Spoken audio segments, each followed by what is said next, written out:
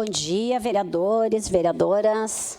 Bom dia, mesa, presidente, a quem nos acompanha. Inevitavelmente, né, eu como professora, mas também como vereadora e cidadã dessa cidade, preciso falar desse assunto da segurança nas escolas. Nós também fizemos uma reunião ontem, que depois eu vou, no final da minha fala, comentar sobre isso. Mas eu gostaria, inicialmente, de fazer algumas ponderações. Uma delas é uma coisa que tem me pressionado bastante nesses últimos tempos, né? Mas não só, que é a questão de uma reflexão mesmo. Será que é possível uma escola segura quando a nossa sociedade é violenta? Então, acho que isso é uma coisa que realmente a gente tem que pensar. Eu também gostaria de colocar que a escola ela é um espaço de transmissão de legados, de trocas de conhecimento, de preservação da cultura, de cuidado, né? E de formação das novas gerações. E quando tem um ataque às escolas, na verdade, o que está sendo atacado são todos esses princípios que estão sendo destruídos. E a escola, ela tende a ser a nossa resposta para a barbárie. Um ataque à escola serve à barbárie. Na escola, todo mundo aqui já estudou, ou é algum profissional, já foi professor numa escola, lá tem todos os tipos de diferenças, de diferença entre os alunos. E todos os alunos, sejam eles branco, pobre, rico, gordos, héteros, homo, o que for, todos têm um direito básico e uma questão comum, que é o direito de estudar. E quando a gente vê essas pessoas atacando escola, e vamos aqui fazer um recorte, nós podemos ver que as escolas que estão sendo atacadas são um espaço mais vulnerável. A maioria dessas escolas não tem profissionais homens, e nesse sentido, infelizmente ou felizmente, um homem numa escolinha ou numa creche pode inibir um pouco esses ataques. Então, o que está sendo atacado é uma parte frágil da sociedade, porque são crianças, são adolescentes, são professoras, são funcionárias na sua maioria das vezes. Além disso, né, faz muito tempo, mas nos últimos tempos, e também fruto um pouco do Covid, mas não só, o que tem sido a vida das nossas crianças e adolescentes? Tem sido isolamento, questões individualizadas, competitividades. As pessoas passam, mesmo nos recreios, nas escolas que eu trabalhei, mas eu acho que até são poucas, eu não sei como funciona isso na maioria, a gente não permite o uso de celular nem no recreio. Mas nas escolas privadas, por exemplo, eu sei que as crianças e os adolescentes usam. E eu digo para os meus alunos, meu Deus, é o único momento que vocês podem ainda socializar um pouquinho. Claro que os adolescentes não ficam brincando, saindo correndo, mas nem que seja conversar com o seu colega sobre qualquer assunto. Mas não, as crianças e adolescentes estão cada vez mais voltados para a tecnologia, para o individualismo, perdem aqueles contatos. As professoras estão muitas vezes enlouquecidas, preenchendo as planilhas, dando conta da burocracia, das horas, do trabalho estudado. É uma loucura, não tem espaço mais para debates e reflexões nas escolas. E aqui eu vou dizer uma coisa, nos últimos tempos, nós, professoras, passamos a sofrer tantos ataques da tal da ideologia de gênero nas escolas, que quando tu vai conversar com um aluno, qualquer tema que não seja, eu professora de história, a Revolução Francesa ou Industrial, parece que tu está fazendo ideologia de gênero, porque a educação é em casa. Na escola se ensina, isso não é verdade. todos nós, adultos, crianças, adolescentes, idosos, estamos nos educando em todos os espaços, em todos os momentos, com ações ou muitas vezes até com omissões.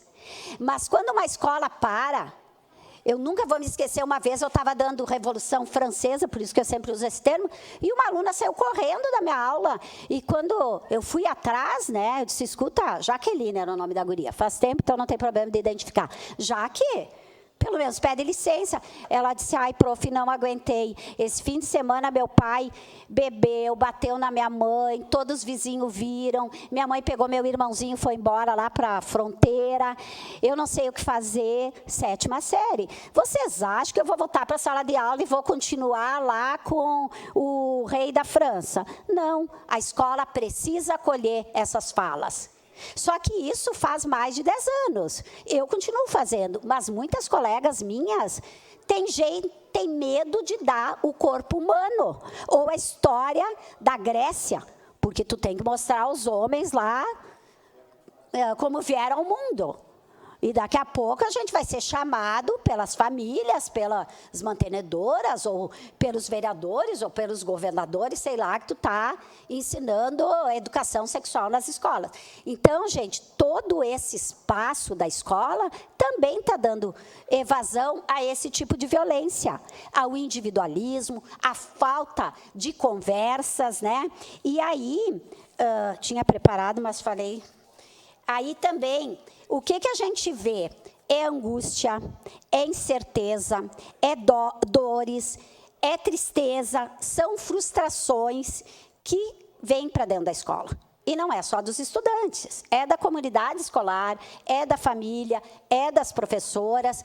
Tem muita gente doente, com a saúde mental abalada, a saúde física abalada, né? E quando a gente vê nas redes, quando essas pessoas, esse perfil destes últimos massacres, o que eles trazem? Teve pesquisa, hoje de manhã foi preso, acho que a maioria ouviu, um menino de 14 anos em Maquiné, que ele fazia parte de uma rede articulada lá no Paraná, e toda a rede de vários estudantes nos diversos estados, né? A polícia, os órgãos de segurança chegaram na casa dele. O que ele tem? Ele tinha bandeiras de defesa do nazismo, do fascismo, imagens de Hitler, socadeiras, armas de fogo... simulacros de armas de fogo, de armas brancas, e ele fazia parte de uma plataforma virtuais. E aí tem vários estudos que mostram várias plataformas virtuais. Eu lembro que eu li uma que era Tudo pela Causa, o outro é uma chamada... Agora me perdi aqui, mas enfim, é uma questão que diz homem masculino, uma coisa assim, mas tem um termo, mas que são plataformas que recrutam principalmente adolescentes, mas também adultos, para o crime, utilizando posições machistas, misóginas, homofóbicas, racistas, que estimulam o ódio, que estimulam o massacre, a morte, sem nenhum critério, como esses que a gente vê nas escolas, né? Todo esse discurso do ódio não dá para simplificar. Vereador Lucas Dil, eu concordo com a tua fala aqui, tá? Mas eu já vi psicólogos e psiquiatras dizendo, não dá para dizer que esse cara de Blumenau, por exemplo, é um psicopata, é isso e aquilo, simplesmente. Pode ser até que ele seja, né? Mas tu reduzir assim, esses ataques, quando eles estão meio que em grupo. A personalidade da pessoa é uma coisa muito reducionista, então tem que fazer todo esse estudo de onde que ele se... qual o movimento dele, né? Porque tem muitas dessas plataformas que ele participava, eu peço uma declaração de líder no momento... Declaração de líder do PTB também. Com arma de fogo, com arma branca também mata, os estímulos ao ódio mata, então não é só a personalidade da pessoa, né? E aqui eu também quero dialogar um pouquinho com essa discussão da punição. Eu sou advogada e eu faço essa discussão há muitos anos, desde a minha época de estudante. Realmente é necessário punir. Todo mundo sabe disso. Agora, quando a gente se vê numa situação dessas, o nosso objetivo maior é ver propostas de prevenção. Óbvio que a punição, para quem age de forma violenta, ele tem que ser responsabilizado. Aquele que atacou Saudades vai ser agora, aquela creche em Saudades, vocês lembram que era 3 bebês, mais uma professora de 32 anos, mais uma funcionária de 20. Ele vai ser julgado agora em agosto, mas ele está há 2 anos preso. Então, vou ser sincera para vocês.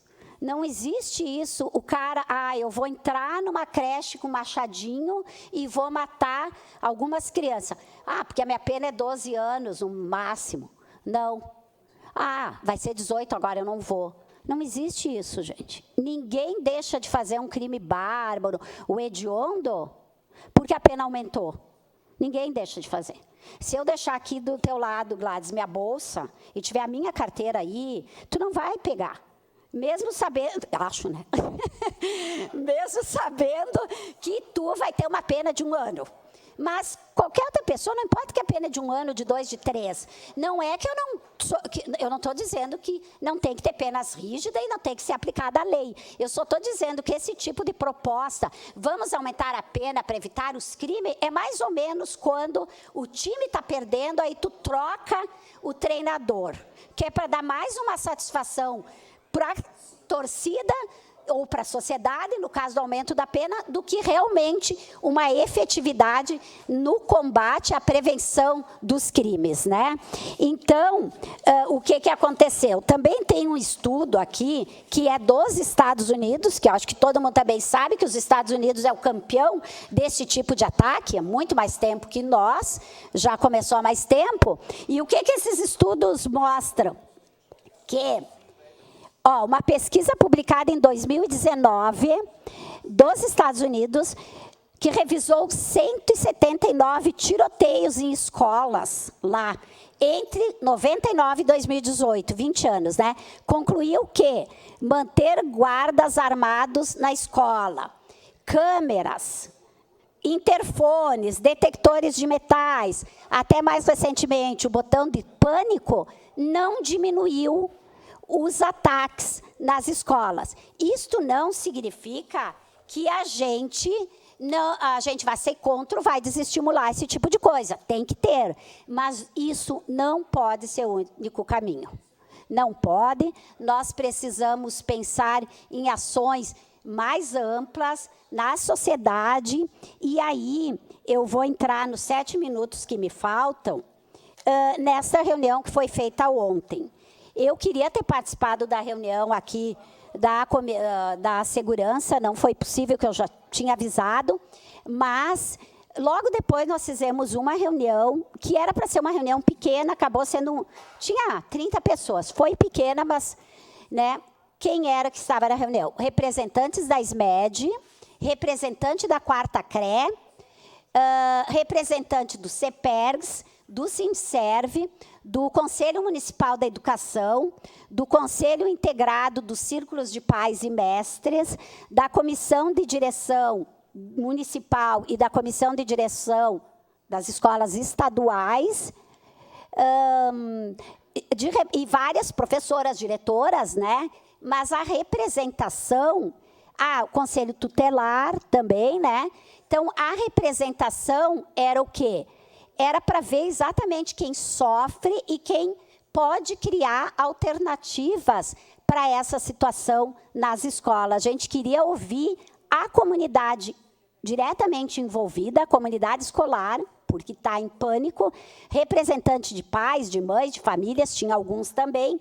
Tinha mais gente que queria vir, mas a ideia era só fazer uma reunião que a gente queria de forma responsável, transparente, coletiva, buscar alternativa. Desta reunião ficou, além de todo o debate, nós faremos uma carta, eu não tenho ela pronta para ler aqui, até porque meu grande expediente aqui foi meio de última hora, mas eu vou trazer no momento oportuno, nós vamos entregar para as autoridades devidas. Então, eu gostaria de rapidamente colocar algumas das propostas que foram tiradas.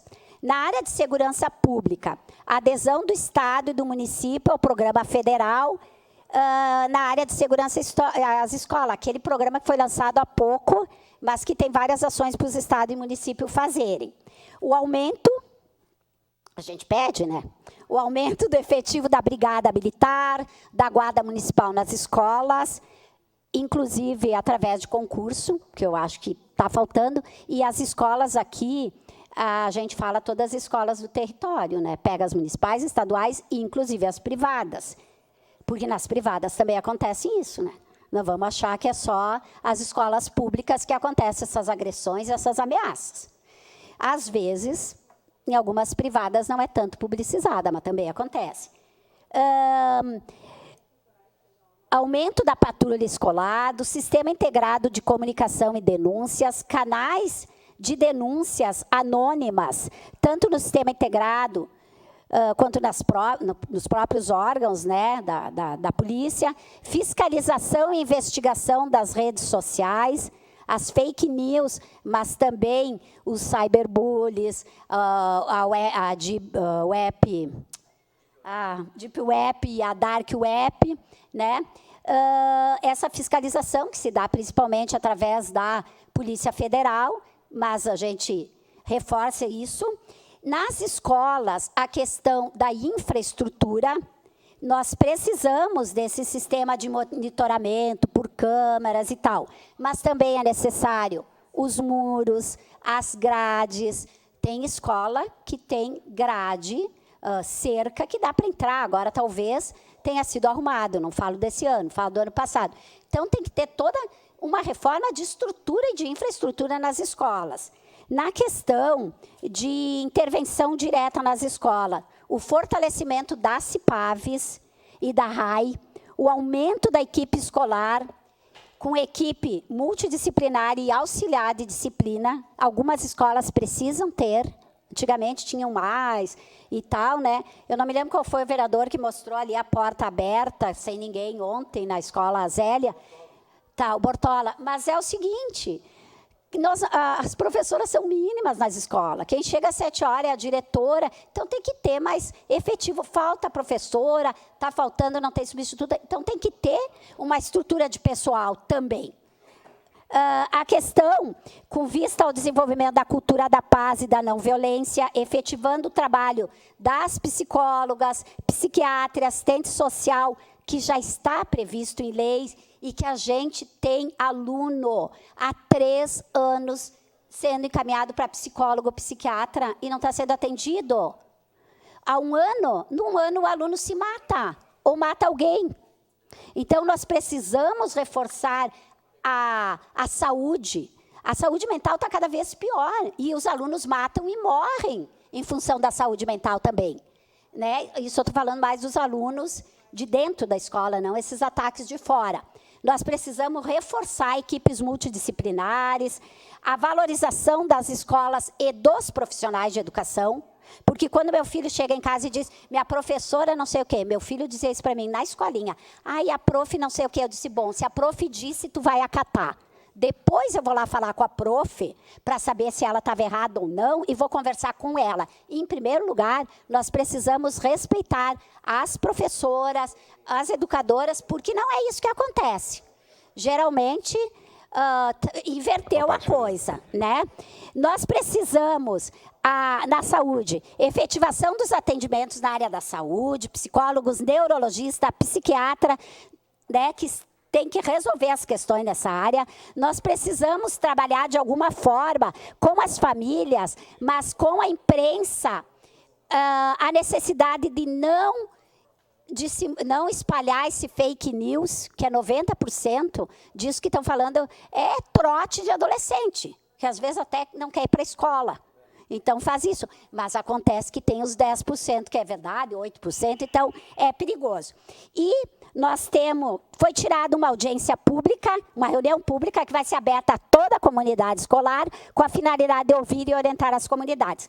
Por fim, em 30 segundos, 18, eu vou falar do projeto de lei, e eu gostaria que a a assessora colocasse o projeto de lei, esse que é chamado, né, do botão do pânico, mas ele é muito mais complexo que isso, ele se vincula diretamente ao aumento da guarda, da brigada e da polícia e canais de denúncia. Só vou botar aí que é uma conversa com a minha assessoria no sábado passado, tem a data, tem tudo, dizendo precisamos fazer um projeto sobre esse assunto. Não é inovador, tem em Porto Alegre, tem no Rio de Janeiro, é quase um copia e cola, mas eu achei interessante botar. Então foi de sábado, pena que o vereador Bortola não sei se está aqui, mas poderá ficar sabendo disso. O PT, ou eu no caso, ia ser o PT, mas meus companheiros de partido estão viajando, não puderam assinar. Então é o seguinte, não foi tirada ideia de ninguém, inclusive só foi depois porque eu quis apresentar aqui na reunião com a comunidade escolar. Muito obrigada. Desculpa. Obrigado, Rose Frigieri. Em declaração de líder,